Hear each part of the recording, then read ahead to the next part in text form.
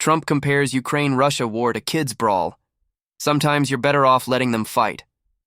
President Donald Trump and German Chancellor Friedrich Merz hold a meeting in the Oval Office at the White House on June 5 for months, President.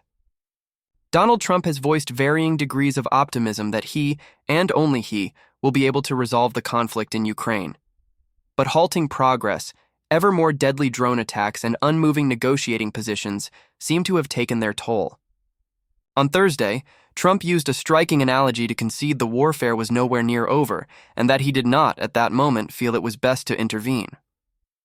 "Sometimes you see two young children fighting like crazy," Trump said in the Oval Office, with his German counterpart Friedrich Merz looking on silently. "They hate each other and they're fighting in a park, and you try and pull them apart. They don't want to be pulled. Sometimes you're better off letting them fight for a while and then pulling them apart." In this comparison, which Trump said he delivered directly to Russian President Vladimir Putin during their 75-minute phone call Wednesday. Trump is acting not as the man in the middle, but as a referee letting an altercation play out. You see it in hockey. You see it in sports. The referees let them go for a couple of seconds, he said. Let them go for a little while before you pull them apart. It was a frank admission for Trump, the verbal equivalent of throwing up his hands at a problem he cannot solve. Trump's evolution, from vowing to end the war in a day to comparing the warring sides to children allowed to spar on a hockey rink, has been, for him, a frustrating one. He has wavered on applying new sanctions on Moscow, wary of pushing Putin further away from the negotiating table.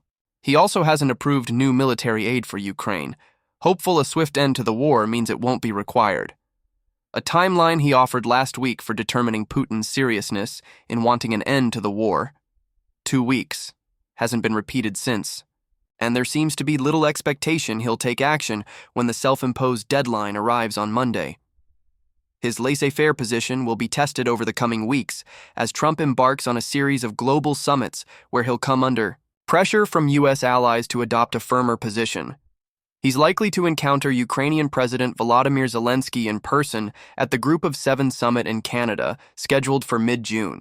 For the past 3 years, the conference has acted as something of a steering committee for Western support to Ukraine, with Zelensky attending as a guest to underscore his requests for aid. This year's conference promises to be very different. Trump's aides say there is little expectation he'll agree to new sanctions on Russia while in Alberta. A NATO summit a few weeks later will similarly put American support for Ukraine under a spotlight. NATO's leaders have designed the summit to be brief and heavily focused on increasing member state defense spending, hoping to avoid any open hostility from a U.S. president who has questioned the alliance's importance. Still, for all the preparations hosts of both summits have made to appease Trump, his current position on Ukraine could pose existential questions for leaders eager to encourage Trump's attempts at negotiating a ceasefire. The stance Trump espoused Thursday may not be his final one. A few moments after his fight for a while comparison, he insisted he was for stopping killing. Yet his comments nonetheless reflected a new degree of resignation for his prospects of ending the war, and detachment from the conflict he once vowed to resolve.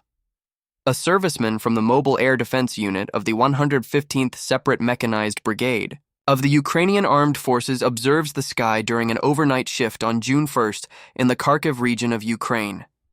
"They fight, fight, fight," he said. "Sometimes you let them fight for a little while." The dispassionate tone was similar to how he described his call with Putin on Wednesday, when he related, without comment, the Russian leader's determination that he would have to retaliate to Ukraine's audacious drone attack over the weekend. Trump did not say whether he cautioned Putin or encouraged him to calibrate his response. Nor did he offer any particular view of Ukraine's actions. His visitor in the Oval Office on Thursday sought to encourage a more confident outlook. Merz cited the anniversary this week of the D-Day invasion of Normandy, a turning point in World War II, as an example of when the Americans once ended a war in Europe. Trump was not at first moved by the comparison. "That was not a pleasant day for you," he joked, referring to the defeat of the German Nazis. Merz kept going, however, stressing the American intervention amounted to the liberation of my country from Nazi dictatorship that has parallels to today's war. "We know what we owe you," he said. "But this is the reason why I'm saying that America is Again, in a very strong position to do something on this war and ending this war. Trump did not seem particularly moved.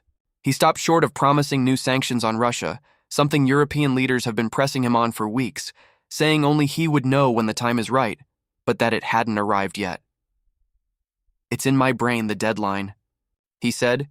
He even suggested he'd be willing to apply new punitive measures on Ukraine if the war doesn't end.